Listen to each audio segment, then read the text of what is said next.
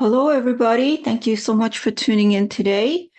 This is the Bodega Cat Book Club, and I wanted to do a little intro video for a new book club that we're starting in January of 2025. This is the financial edition, and I was inspired to start this particular book club because if you've been following a lot of the financial news, there's a lot of people say there's going to be a lot of changes. But regardless, whether the changes are coming true or not, I think it's important for us to have a good foundation in anything that we study. And finances is one of the areas in our lives that are very intricately intertwined in our everyday lives. So, and I like books because books take a long time. Traditional books takes a long time for the author to research, to put the thoughts together. It takes a lot of energy. And then for it to stand the test of time, it takes, 20, 30, 40, 50 years, which is, I think, one of the reasons why I like ancient books a lot. But ancient books are difficult to understand sometimes, a lot of times. So anyways, and then, books that have stood the test of time that are considered, quote, classics, lays a very good foundation for us in terms of whatever subject that we're studying. So I wanted to, this book, we're going to start reading this book in January, and this is an introduction. I'll be reading the preface and introduction to this book. And as you can see, if you know anything about the creature from Jekyll Island, sorry about the glare, it's a very, it's a large book. It's about 600 pages. Let me see if I could flip it. See, you could see that it's a massive book. It's, including the index, it's 608. So, but I think it's an important book to read. The author is still alive as of today, which is December 2024. And I think he's about 90. But this is considered a classic, in my opinion, in the financial aspects, financial areas. And it's important for us to learn about the history, learn about money. Until they dismantle the money system and we don't have a money system anymore, it's still important for us to know the history so that we don't, make the same mistakes. In theory, at least, human beings are creatures of habit. Let's just put it that way. So anyways, we are reading the 5th edition, and I will put a link in the description below if you want to purchase it on Amazon. I'm sorry about the glare. And I will also put the link of our newsletter, which we will be announcing for this particular book club, financial book club. Our December, we'll be announcing it in December. So if you want to join us, you can join us live. And we will be reading it. You join us reading it together, which will be kind of fun. So anyways, I hope you enjoy it, and let's get to it. So this book is called The Creature from Jekyll Island by G. Edward Griffin, a second look at the Federal Reserve.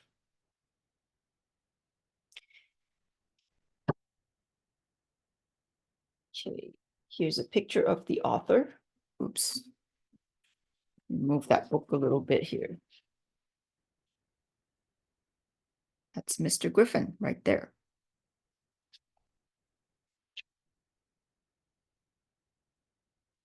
I'm going to move the camera a little closer and then we can start reading together. Okay. How to read this book. Thick books can be intimidating. We tend to put off reading them until we have a suitably large block of time, which is to say, often they are never read. That is the reason a preview has been placed at the beginning and a summary at the end of each chapter. All of these together can be read in about 1 hour. Although they will not contain details nor documentation, they will cover the major points and will provide an overview of the complete story. The best way to read this book, therefore, is to begin with the previews of each section, followed by the chapter previews and summaries. Even if the reader is not in a hurry, this is still an excellent approach.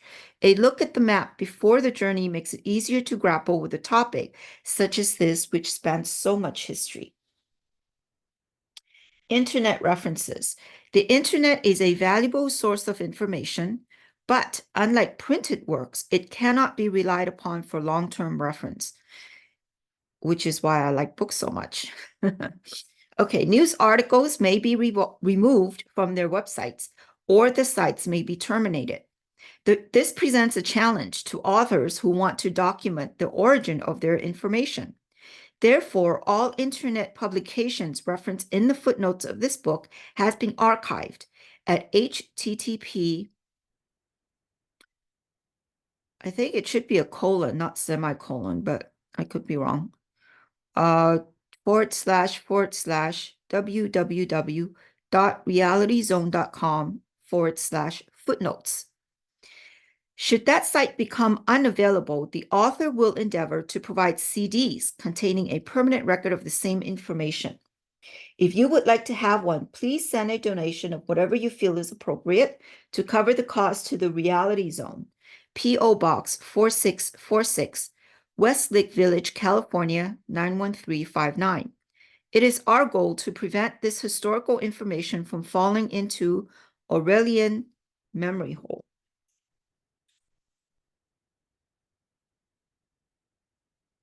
Okay, The Creature from Jekyll Island, a second look at the Federal Reserve, 5th edition, by Edward Griffin. Interesting name, eh? Griffin is like the bird, the mythical bird, right? Griffin. Anyways, I digress. Okay.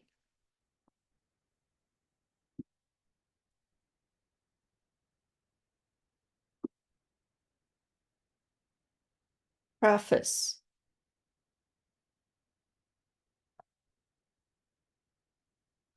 Okay, sorry, I'm going to move my stuff around a little bit so you guys can see better.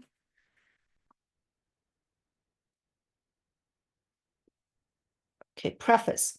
Does the world really need another book? Oh, does the world really need another book on the Federal Reserve System? I have struggled with that question for several years. My own library is mute testimony to the fact that there has been no shortage of writers willing to set off into the dark forest to do battle with the evil dragon. But for the most part, their books have been ignored by the mainstream, and the giant snorter remains undaunted in his lair. There seemed to be little reason to think that I could succeed where so many others have failed. Yet the data was haunting. There was no doubt in my mind that the Federal Reserve is one of the most dangerous creatures ever to stalk our land. Furthermore, as my probing brought me into contact with more and more hard data, I came to realize that I was investigating one of the greatest whodunits of history. And to make matters worse, I discovered who did it. Someone has to get this story through to the public. The problem, however, is that the public doesn't want to hear it. After all, this is bad news, and we certainly get enough of that as it is. Another obstacle to communication is that this tale truly is incredible, which means unbelievable. The magnitude by which reality deviates from the accepted myth is so great that for most people, it simply is beyond credibility. Anyone carrying this message is immediately suspected of paranoia. Who will listen to a madman? And finally, there is the subject matter itself.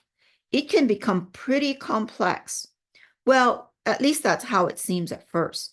Treatises on this topic often read like curriculum textbooks for banking and finance.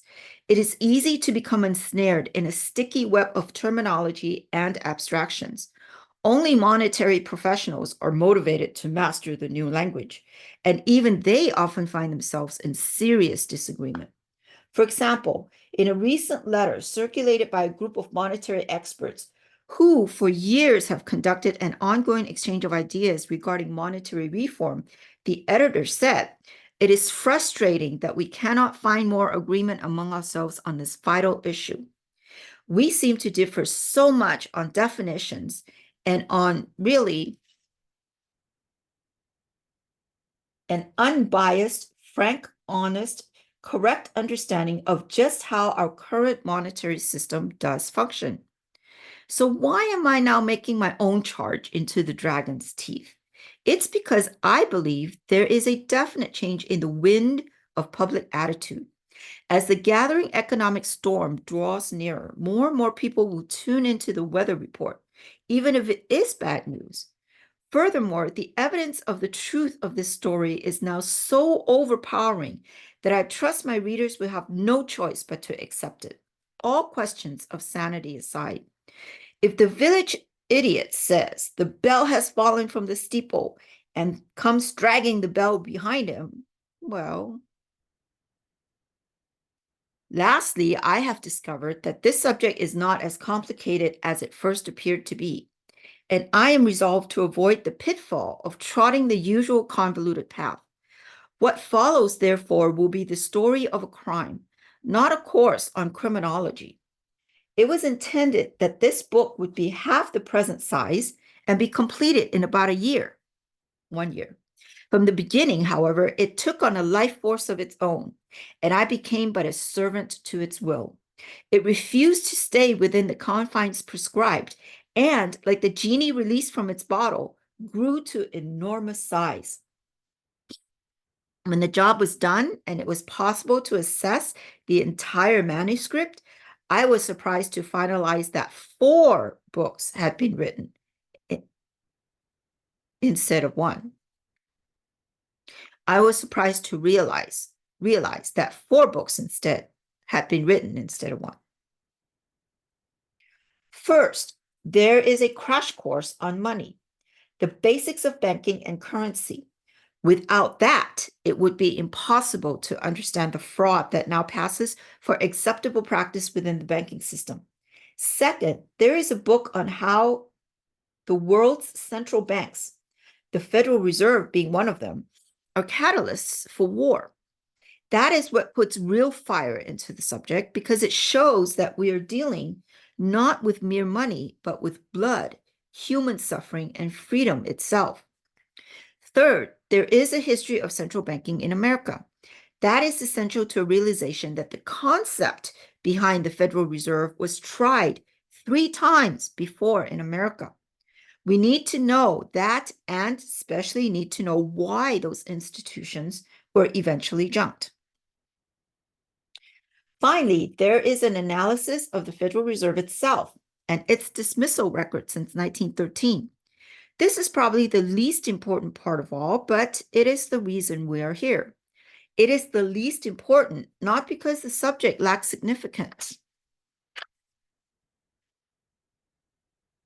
but because it has been written before by writers far more qualified and more skilled than I. As mentioned previously, however, those volumes generally have remained unread except by technical historians, and the creature has continued to dine upon its hapless victims. Victims. There are 7 discernible threads that are woven throughout the fabric of this study. They represent the reasons for the abolition of the Federal Reserve System. When stated in their purest form, without embellishment or explanation, they sound absurd to the casual observer. It is the purpose of this book, however, to show that these statements are all too easy to substantiate.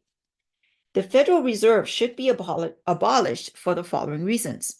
It is incapable of accomplishing its stated objectives, Chapter 1. It is a cartel operating against the public interest, Chapter 3. It is the supreme instrument of usury, chapter 10. It generates our most unfair tax, chapter 10. It encourages war, chapter 14. It destabilizes the economy, chapter 23. It is an instrument of totalitarianism, chapters 5 and 26. This is a story about limitless money and hidden global power. The good news is that it is as fascinating as any work of fiction could be. And this, I trust, will add both pleasure and excitement to the learning process. The bad news is that every detail of what follows is true. G. Edward Griffin.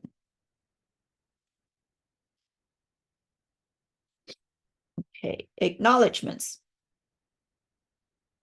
A writer who steals the work of another is called a plagiarist. One who takes from the works of many is called a researcher. That is a roundabout way of saying I'm deeply indebted to the efforts of so many who have previously grappled this topic. It is impossible to acknowledge them except in footnote and bibliography. Without the cumulative product of their efforts, it would have taken a lifetime to pull together the material you are about to read. Okay. In addition to the historical facts, however, there are numerous concepts which, to the best of my knowledge, are not to be found in prior literature.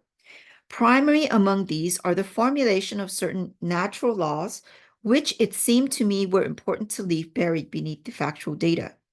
You will easily recognize these and other editorial expressions as a singular product of my own perceptions for which no one else can be held responsible. I would like to give special thanks to Myro Creer and Jim Toft for having first invited me to give a lecture on this subject and thus forcing me to delve into it at some depth, and to Herb Joyner for encouraging me after the speech to, quote, take it on the road. This book is the end result of a 7-year journey that began with those first steps. Wayne C. Rickard deserves a special medal for his financial support to get the project started and for his incredible patience while it crawled toward completion. Thanks to Bill Jasper for providing copies of numerous hard-to-locate documents. Thanks also to Linda Perlstein and Melinda Wyman for keeping my business enterprises functioning during my preoccupation with this project. And a very personal thanks to my wife, Patricia, for putting up with my periods of long absence while completing the manuscript, for meticulous proofreading, and for a most perceptive critique of its development along the way. Finally, I would like to acknowledge those readers of the first 3 printings who have assisted in the refinement of this work. Because of their efforts, most of the inevitable errata have been corrected for the 2nd edition. Even so, it would be foolhardy to think that there are no more errors within the following pages. I have tried to be meticulous with even the smallest detail, but one cannot harvest such a huge crop without dropping a few seeds. Therefore, corrections and suggestions from new readers are sincerely invited. In my supreme optimism, I would like to think that they will be incorporated into future editions of this book. Introduction. Okay. The following exchange was published in the British humor magazine, Punch, on April 3rd, 1957. It is reprinted here as an appropriate introduction and as a mental exercise to limber the mind for the material contained in this book. Question: what are banks for? Answer: to make money. Question: for the customers? Answer: for the banks. Question: why doesn't bank advertising mention this? Answer: it would not be in good taste. But it is mentioned by implication in references to reserves of $249 million or thereabouts. That is the money that they have made. Question: out of the customers? Answer: I suppose so. Question: they also mention assets of $500 million or thereabouts. Have they made that too? Answer: not exactly. That is the money they use to make money. Question: I see. And they keep it in a safe somewhere? Answer, not at all. Lend it to the customers. Question, then they haven't got it. Answer, no. Question, then how is it assets? Answer, they maintain that it would be if they got it back. Question, but they must have some money in a safe somewhere. Answer, yes, usually $500 million or thereabouts. This is called liabilities. Question, but if they've got it, how can they be liable for it? Answer, because it isn't theirs.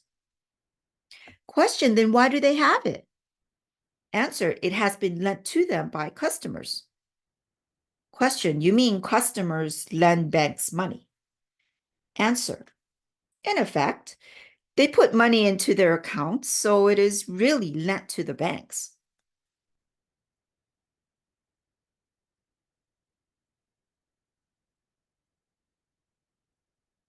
Oh, lost my place there, sorry. Okay, question, and what do the banks do with it? Answer, lend it to other customers. Question, but you said that money they lent to other people was assets? Answer, yes. Question, then assets and liabilities must be the same thing? Answer, you can't really say that. Question, but you've just said it. If I put $100 into my bank account, the bank is liable to have to pay it back. So it's liabilities. But if they go and lend it to someone else and he's liable to pay it back, so it's assets. It's the same $100, isn't it? Answer, yes, but question, then it cancels out. It means, doesn't it, that banks haven't really any money at all? Answer, theoretically. Question, well, never mind theoretically. And if they haven't any money, where do they get the reserves of $249 million or thereabouts? Answer, I told you, that is the money they have made. Question, how? Answer, well, when they lend your $100 to someone, they charge them interest. Question, how much? Answer, it depends on the bank rate. Say 5.5%. That's their profit. Question, why isn't it my profit? Isn't it my money? Well, answer, it's the theory of banking practice that question, when I lend them my $100, why don't I charge them interest? Answer, you do. Question, you don't say. How much? Answer, it depends on the bank rate, say 0.5%. Question, grasping of me, rather? Answer, but that's only if you're not going to draw the money out again. Question, but of course I'm going to draw it out again. If I hadn't wanted to draw it out again, I could have buried it in the garden, couldn't I? Question, oh, answer, they won't like you to draw it out again. Question, why not? If I keep it there, you say it's a liability. Wouldn't they be glad if I reduce their liabilities by removing it? Answer, no, because if you remove it, they can't lend it to anyone else. Question, but if I want to remove it, they'd have to let me? Answer, certainly. Question, but suppose they've already lent it to another customer. Answer, then they'll let you have someone else's money. Almost comical reading this. Question, but suppose he wants his too, and they've let me have it? Answer, you're being purposely obtuse. Question, I think I'm being acute. What if everyone wanted their money at once? Answer, it's the theory of banking practice that they never would. Question, so what banks bank on is not having to meet their commitments? Answer, I wouldn't say that. Question, naturally. Well, if there's nothing else you can think to tell me. If there's nothing else you think you can tell me, answer, quite so. Now you can go off and open a banking account. Question, just one last question. Answer, of course. Question, wouldn't I do better to go off and open up a bank? Bingo. They'll be fun to do, open up a bank. Okay, so that's the end of the preface and introduction. I hope you enjoyed that. And we will start with chapter 1. And I think it will be a very interesting journey to be reading this classic book, The Creature from Jekyll Island. In the meantime, you guys have a great holiday. Have a good weekend. Have a good week wherever you are. And we'll see you next year. Thank you. Bye-bye now.